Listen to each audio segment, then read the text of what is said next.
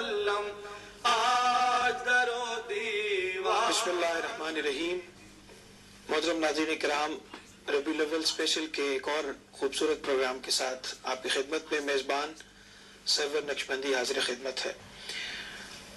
اس programme میں ہم آپ کی ملاقات کروا رہے ہیں ہمارے مذہبی اسکالرز سے، اور ان سے ہم گفتگو کر رہے ہیں ربیع الاول کے اس بابرکت مہینے کی فضیلت کے حوالے سے، اور اس کی برکتوں کو کیسے زیادہ سے زیادہ سمیٹا جا سکتا ہے، اور کیسے ہم زیادہ سے زیادہ اس میں اللہ کی رحمت کے حقدار کس طرح سے ہو سکتے ہیں، اور اس مبارک مہینے کو ہمیں منانا کیسے چاہیے، اور اس کی خیر و برکت کے حصول کے لیے کون کون سے کام ہیں جو ہمیں کرنے چاہیے، جس سے نہ صرف نبی اکرم صلی اللہ علیہ وآلہ وسلم سے اظہار محبت ہو، بلکہ اس کے ساتھ ساتھ آپ کی سیرت کا جو پیغام ہے وہ بھی ربیع الاول کے اس بابرکت مہینے میں آپ تک بھی پہنچے، اور ہم اس کو کیسے حاصل کر سکتے ہیں.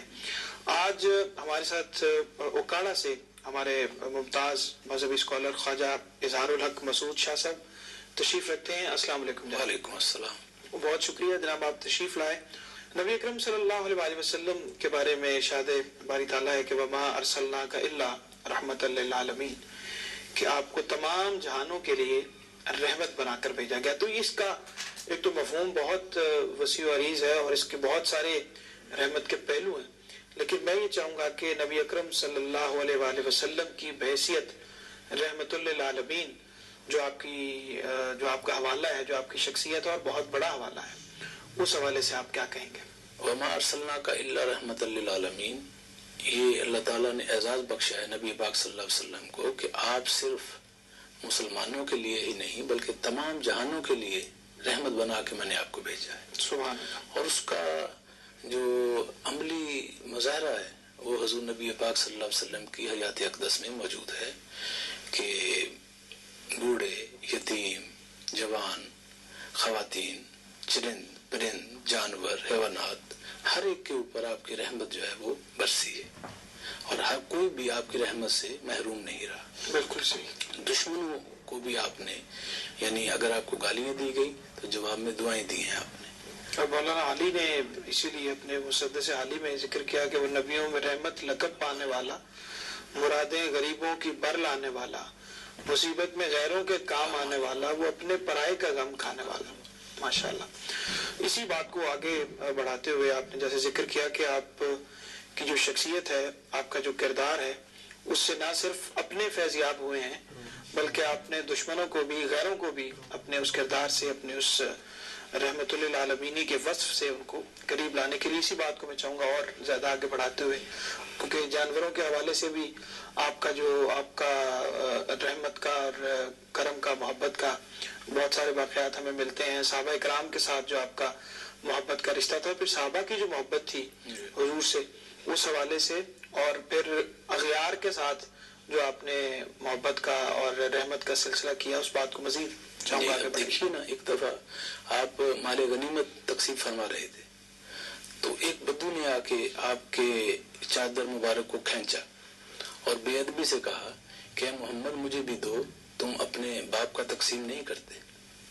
آپ کے ادھر گردن پر نشان پڑ گیا تو آپ نے فرمایا کہ تم سے اس کا بدلہ لیا جائے گا.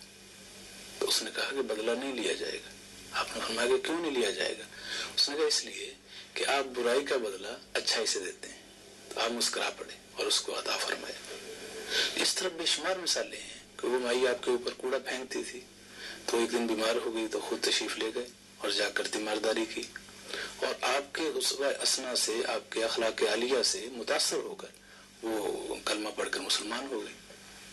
تو اس طرح بے شمار مثالیں ہیں. صحابہ کرام کی وارفتگیاں دیکھیے، اور ہر لمحہ آپ کا جو ہے وہ رحمت ہی رحمت ہے. صحابہ کرام نے حضرت عائشہ صدیقہ رضی اللہ تعالیٰ عنہ سے پوچھا کہ حضور نبی پاک صلی اللہ علیہ وسلم کے اخلاق عالیہ کے بارے میں ہمیں کچھ بتائیے، اخلاقیات کے بارے میں بتائیں. تو آپ نے فرمایا کہ کیا آپ نے قرآن نہیں پڑھا؟ تو انہوں نے کہا جی پڑھا ہے. تو انہوں نے کہا کہ قرآن پاک جو ہے وہ حضور کی زندگی ہے. اگر نبی پاک صلی اللہ علیہ وسلم کی زندگی کو کتابی شکل میں دیکھنا ہے تو قرآن مجید کو پڑھ لو، اور اگر قرآن کو چلتے پھرتے دیکھنا ہے تو حضور کی زندگی کو دیکھ لو. بالکل صحیح. یہاں یہ بات قابل غور ہے کہ بیوی سے بڑھ کر خامد کے بارے میں کوئی نہیں جانتا. اس لیے اب دیکھیے کہ حضرت عائشہ صدیقہ کا آپ کا اسلام میں بڑا رول ہے تعلیم کو، ایجوکیشن کو آگے بڑھانے میں. تو آپ نے ان کی زندگی کا جو کچھ مشاہدہ کیا وہ بیان فرما دی.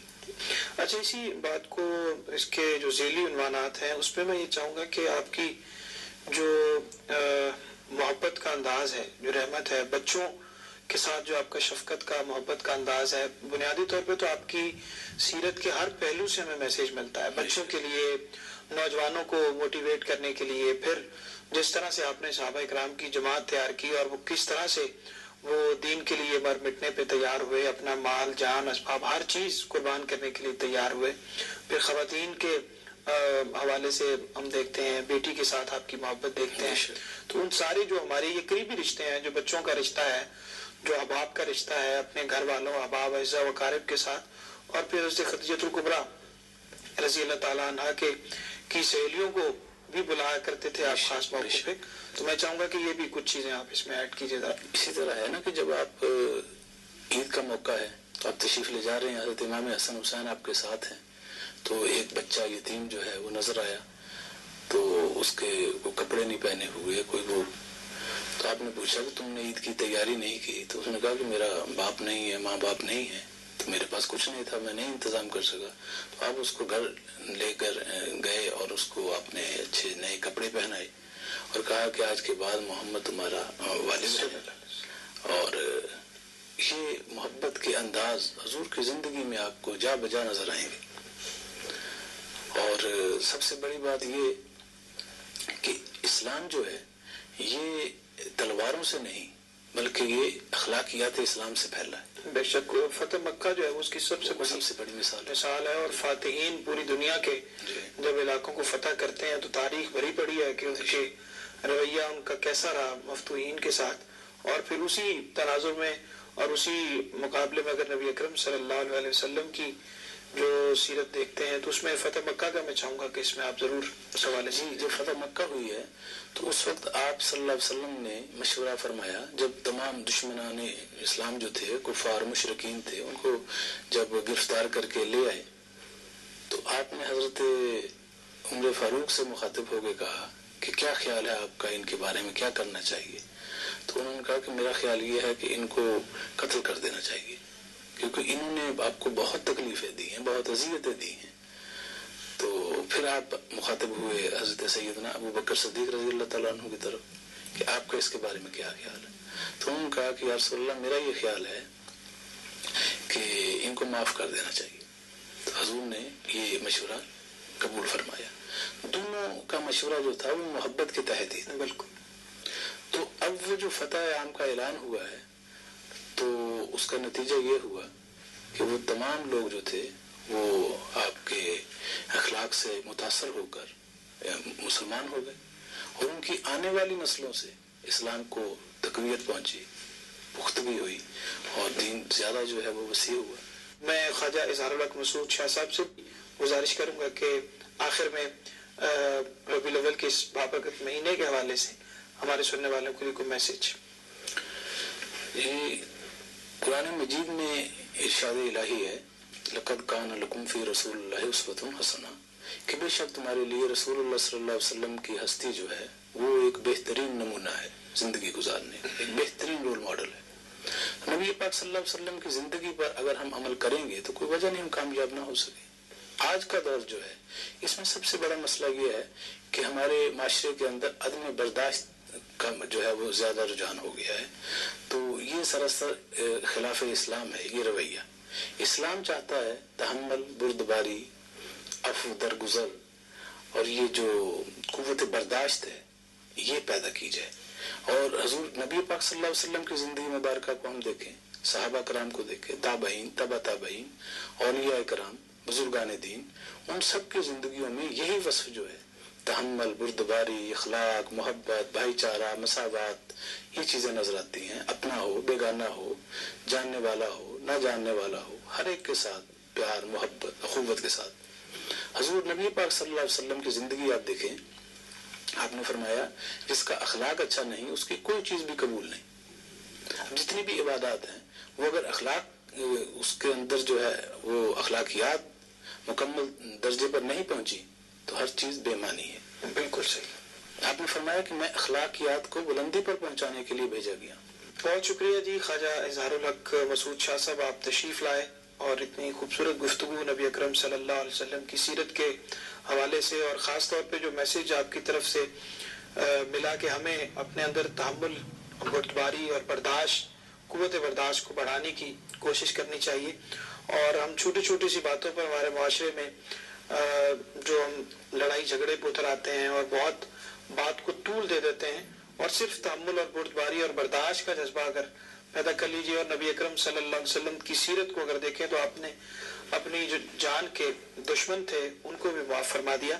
تو یہ بہت خوبصورت میسج تھا جو آپ کی طرف سے. یہی اصل میں مسلمان کی شان ہے. بالکل صحیح. بہت شکریہ آپ تشریف لائے اور اتنی خوبصورت باتیں آپ نے کی. جناب حفیظ جلندری رحمۃ اللہ علیہ کے ان دو اشعار کے ساتھ آپ سے اجازت طلب کرتے ہیں جو حضور نبی اکرم صلی اللہ علیہ وسلم کی آمد کے حوالے سے انہوں نے فرمایا کہ خلیل اللہ نے جس کے لیے حق سے دعائیں کی، خلیل اللہ نے جس کے لیے حق سے دعائیں کی، ذبیح اللہ نے وقت ذبح جس کی التجائیں کی، جو بن کر روشنی پھر دیدہ یعقوب میں آیا، جو بن کر روشنی پھر دیدہ یعقوب میں آیا، جسے یوسف نے اپنے حسن کے نیرنگ میں پایا. میزبان سرور نقشبندی کو ربیع الاول اسپیشل کے اس پروگرام سے اجازت دیجیے. اللہ نگہبان. آمینہ بی بی کے گلشن میں آئی ہے تازہ بہار، پڑھتے ہیں صلی اللہ وسلم، پڑھتے ہیں صلی اللہ وسلم،